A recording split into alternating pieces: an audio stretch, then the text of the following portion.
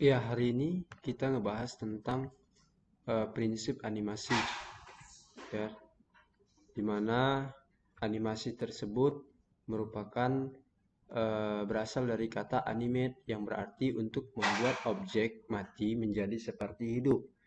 Seorang animator profesional harus mengetahui dan memahami bagaimana sebuah animasi itu dibuat sedemikian rupa sehingga didapatlah hasil animasi yang menarik dan tidak membosankan.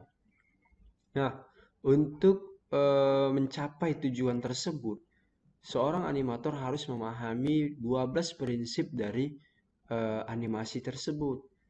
Nah, apa aja animasi prinsip animasi?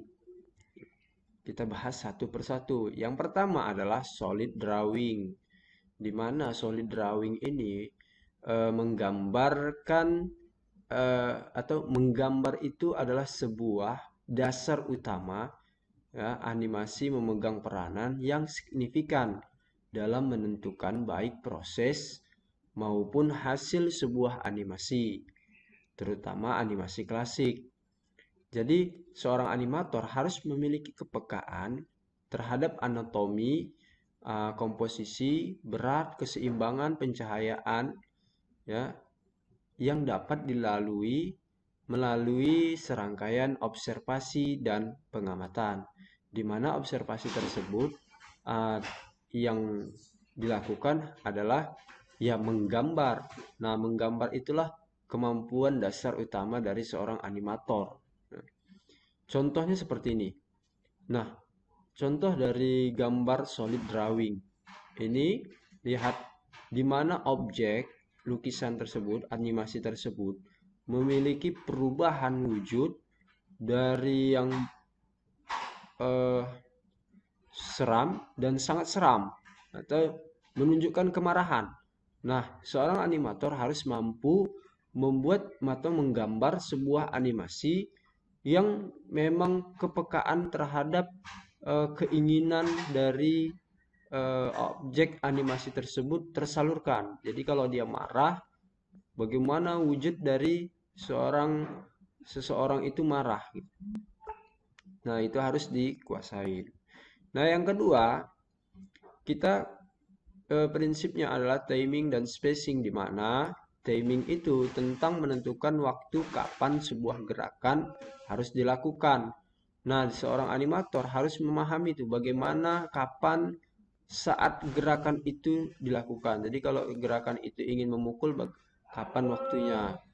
Itu contoh seperti ini. Nah, perhatikan dua bola tersebut. Nah, di mana timingnya, kapan berhenti, kapan bergerak, itu harus kita mampu menentukannya sehingga nampak menjadi sempurna, tidak terburu-buru atau tidak tiba-tiba. Jadi melakukan pergerakannya memang benar-benar wujud nyata bola ini bergerak gitu. Ini contoh dari timing dan spacing. Nah, selanjutnya squeeze and stretch, di mana upaya penambahan efek lentur pada objek atau figur sehingga seolah-olah memuai atau menyusut, sehingga memberikan efek gerak yang lebih hidup.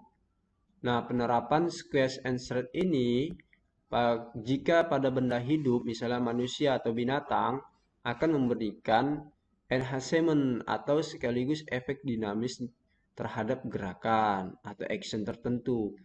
Nah, jadi kalau manusia itu akan lebih sempurna ketika diberi efek dari squeeze and stretch.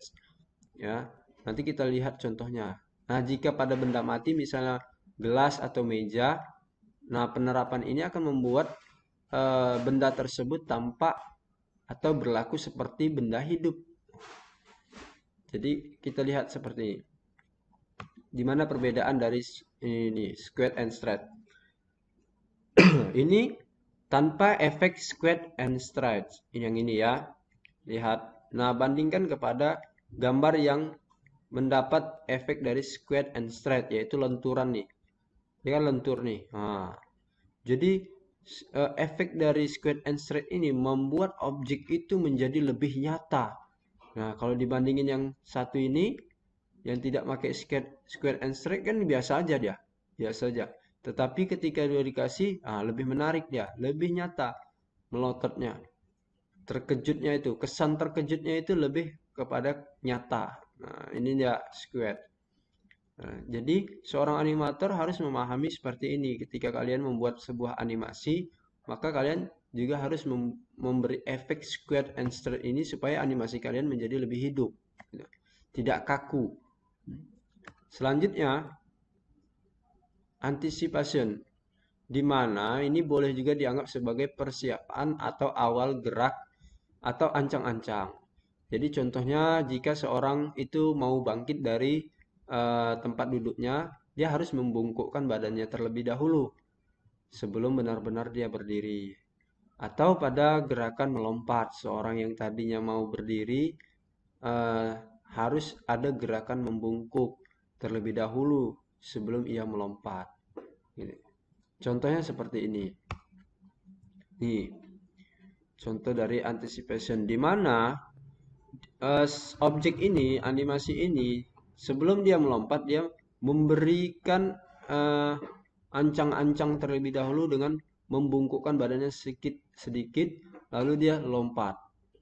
Nah, seperti nyata kan? Nah, ini efek dari anticipation ini memberi efek lebih nyata lagi, gitu. Jadi memang nampak dia ini seperti orang hidup yang ingin melompat ya. Jadi kalau manusia ingin lompat kan pasti membungkukkan badannya sedikit gitu.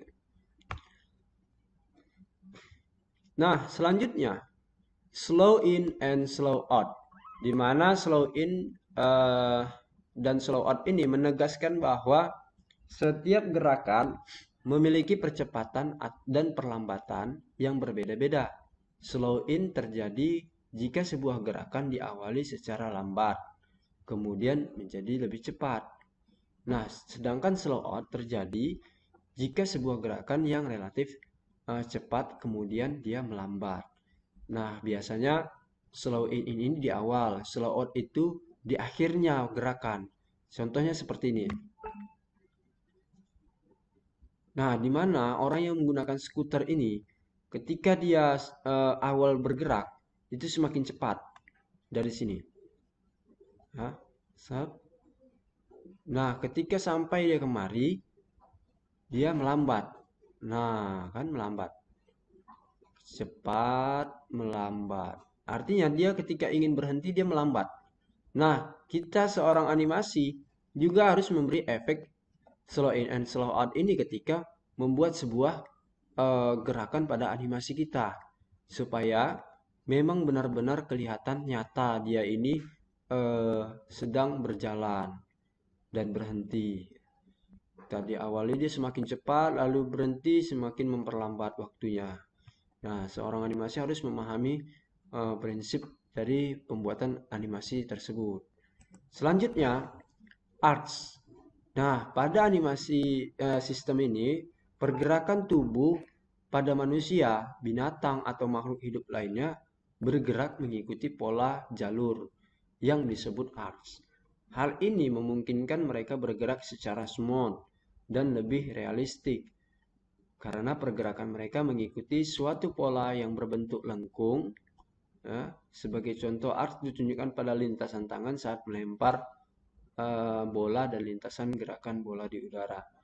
Nah, contohnya seperti ini. Ketika manusia ingin melempar bola atau melempar batu, melempar sesuatu, maka tangan kita itu uh, akan membuat sebuah arcs atau membuat jalur atau pola yang melengkung supaya lebih sempurna lemparan tadi. Maka di animasi pun seperti itu. Contohnya seperti ini. Nah, di sini animasinya melakukan tendangan, di mana kaki dari objek tersebut sebelum ke atas, maka dia melakukan lengkungan dulu. Nih ya. melengkung. Ya, melengkung. Ya, kelihatan kan perbedaannya? Maka kalau misalnya animasi tersebut tidak membuat lengkungan di sini, maka dia kelihatan kaku animasinya, tidak seperti nyata. Nah, karena kita beri dia efek arcs atau lengkungan, sehingga dia kayak nyata dia. Nah, kayak nyata. Sini paham ya? Lalu selanjutnya, secondary action, di mana prinsip ini adalah gerakan-gerakan tambahan yang dimaksudkan untuk memperkuat gerakan utama, supaya sebuah animasi tampak lebih realistik. Secondary action tidak dimaksudkan untuk menjadi pusat perhatian, sehingga mengaburkan atau mengalihkan perhatian dari gerakan utama. Kemunculannya lebih berfungsi memberikan emphasis untuk memperkuat gerakan utama. Nah, dari efek secondary action ini gerakan tambahan dari gerakan utama. Hanya saja dia tidak menjadi objek perhatian atau menutup perhatian dari gerakan utama tersebut. Malah secondary action ini membuat gerakan utama itu semakin terlihat nyata. Ini dia efeknya, contohnya. Ya, lihat di mana gerakan dari tambahan dari orang berjalan ini, yaitu seolah-olah bergeraknya dia naik ke atas. Nah, gaya dari pergerakan inilah tambahan nih, penambahan dari gerakan. Membungkuknya, seolah-olah dia marah, bisa jadi. Tapi tidak menutup kemungkinan, tidak menutup dari gerakan berjalan dia sendiri. Kita melihatnya dia berjalan, kan gitu. Tetapi karena efek lengkungan yang banyak, terus keseriusan dalam berjalannya, menjadikan dia ini, animasi ini menjadi lebih sempurna dalam pergerakan karakter animasi tersebut. Gitu. Nah, selanjutnya prinsip yang selanjutnya atau flow, stroke, and overlapping action. Nah, ini tentang bagian tubuh tertentu yang tetap bergerak meskipun seorang telah berhenti bergerak. Misalnya rambut yang tetap bergerak setelah melompat. Jadi overlapping action secara mudah bisa dianggap sebagai gerakan saling silang. Maksudnya adalah serangkaian gerakan yang mendahului. Contohnya kalau yang overlapping, kelinci yang melompat sesaat setelah melompat telinganya masih bergerak. Gerakan meskipun gerakan utamanya melompat telah dilakukan. Nah, ini contohnya. Nah, lihat ini yang ada bandul merah di kepalanya ini. Nah, ketika animasi ini melakukan pergerakan, nah bandul kepalanya ini tetap bergerak, walaupun kepalanya udah berhenti. Nah, ini overlapping actionnya sama flow stroke. Ini contoh sederhananya. Sehingga dia animasi ini kelihatan seperti nyata. Seperti nyata. Seperti aslinya. Nah, selanjutnya strike ahead action and pose to pose, di mana pengerjaannya ada dua cara yang bisa dilakukan untuk membuat animasi. Yang pertama, strike ahead action, yaitu membuat animasi dengan cara seorang animator menggambar satu persatu, frame by frame, dari awal sampai selesai seorang diri. Teknik ini memiliki kelebihan, yaitu kualitas gambar yang konsisten karena dikerjakan oleh satu orang saja. Jadi, kalau sudah digambar oleh satu orang aja, jelas pasti dia pergerakan dari animasi tersebut lebih nampak atau lebih konsisten ya, lebih jelas. Karena yang mengerjakan satu orang, maunya apa, kemana tujuannya, itu sudah ditentukan oleh sang animator tadi. Tapi memiliki kekurangan juga, yaitu waktu pengerjaan yang lama. Contohnya seperti ini. Ini pose to pose. Layarnya agak bermasalah, animasinya terlalu besar ya. Nah, ini terlalu besar animasinya, dimana ini menggambar sebuah api lalu menyala. Nah, lalu menyala apinya. Nah, selanjutnya staging. Staging ini animasi yang meliputi bagaimana lingkungan dibuat untuk mendukung suasana yang atau membuat mood ya, yang ingin dicapai dalam sebagian atau keseluruhan scan. Biasanya berkaitan dengan posisi kamera, pengambilan gambar, posisi kamera bawah, membuat karakter terlihat besar dan menakutkan, kamera atas, membuat karakter tampak kecil dan bingung, ya. Sedangkan posisi kamera samping membuat karakter tampak lebih dinamis dan menarik. Nah, di sini prinsipnya adalah bagaimana menggambar dengan efek staging dengan tampilan layar ya, di mana posisi kamera tersebut menentukan tentang karakter animasi tersebut. Contoh seperti ini. Nah, ketika animasi ini jauh dan didekatkan, nah kan nampak perbedaan. Mana dia jauh, nah dekat. Sehingga membuat karakter dari animasi tersebut. Kalau dia jauh, kecil gitu.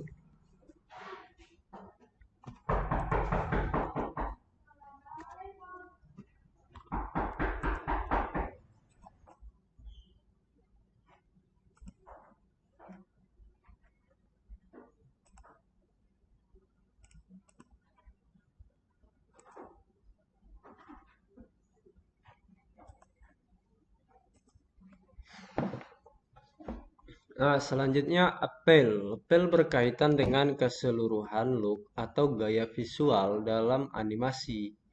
Kita bisa dengan mudah mengidentifikasikan gaya animasi buatan Jepang dengan hanya melihat sekilas.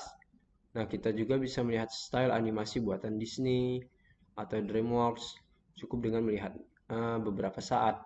Hal ini karena mereka memiliki appeal atau gaya tersendiri atau style mereka. Contohnya seperti ini. Nah, ini style dari sebuah animasi. Bagaimana orangnya membuat gaya animasi ini memiliki karakter sendiri, karakter masing-masing dari keempat objek tersebut nih. Kalau dia dibuat seperti ini sederhana aja. Sederhana. Tapi ketika dibuat menjadi sebuah diberi efek appeal, mereka lebih menjadi berkarakter istilahnya. Nah, jadi seorang animator juga harus memiliki style dari animasinya. Ketika kamu membuat sebuah animasi, maka seorang yang melihat animasi kamu harus bisa mengetahui, oh ini karakter dari animasi yang kamu buat. Nah, selanjutnya exaggeration merupakan upaya mendramatisir animasi dalam bentuk rekayasa gambar yang bersifat hiperbolis atau berlebihan. Dibuat sedemikian rupa sehingga terlihat sebagai bentuk ekstremitas atau ekspresi tertentu dan biasanya digunakan untuk keperluan komedi. Seringkali ditemui pada film-film animasi anak-anak, ya seperti Tom and Jerry, Donald Duck, Mickey Mouse, Shinchan dan sebagainya. Nah, ini contohnya di mana eh, objek animasi ini ketika sedih lalu diberi yang efek hiperbolisnya atau hiperbola yang berlebihan. Nah, ini senang, bagaimana dia lebih senang lagi, bahagia. Ini marah dan dia bagaimana menunjukkan rasa kesalnya. Nah, ini sedih, nah ini lebih sedih. Jadi hiperbolis itu artinya berlebihan ya, berlebihan atau kita bilang sekarang ini lebay ya, lebay. Jadi efek lebay kalau zaman sekarang kita katakan. Bagaimana dia menunjukkan kesedihan yang terlalu sedih, senang yang terlalu senang sehingga terlihatlah katanya lebay. Kalau dalam bahasa ilmiahnya hiperbola ya, bahasa Indonesia hiperbola. Nah, demikianlah 12 prinsip animasi yang sering digunakan dalam teknik animasi stop motion dan dalam penerapannya tentu lebih tergantung pada sang animator sendiri. Semakin profesional seorang animator dalam menguasai atau mengoptimalkan dan mengeksplorasi kemampuan dirinya dalam membuat animasi secara keseluruhan, tentunya ide ceritanya akan selalu menarik dan menghasilkan sebuah film animasi yang bagus, dinamis, tidak membosankan. Bahkan untuk kalangan yang bukan merupakan target utama juga bisa dinikmati. Contohnya yaitu kartun Upin Ipin yang pada dasarnya objek utama dari target dari tontonannya adalah anak-anak. Nah, karena eh, ceritanya yang menarik, terus bentuk efek karakter dari kartun Upin Ipin itu tersendiri juga tidak membosankan, sehingga yang orang dewasa pun menikmati hasil dari eh, cerita dari Upin Ipin tadi atau bentuk dari animasi Upin Ipin tadi. Sehingga terlihatlah seperti kenyataan Upin Ipin itu ada di dalam kehidupan kita. Nah, seperti itu. Demikian Bapak sudahi penjelasan dari prinsip-prinsip animasi tersebut. Assalamualaikum warahmatullahi wabarakatuh.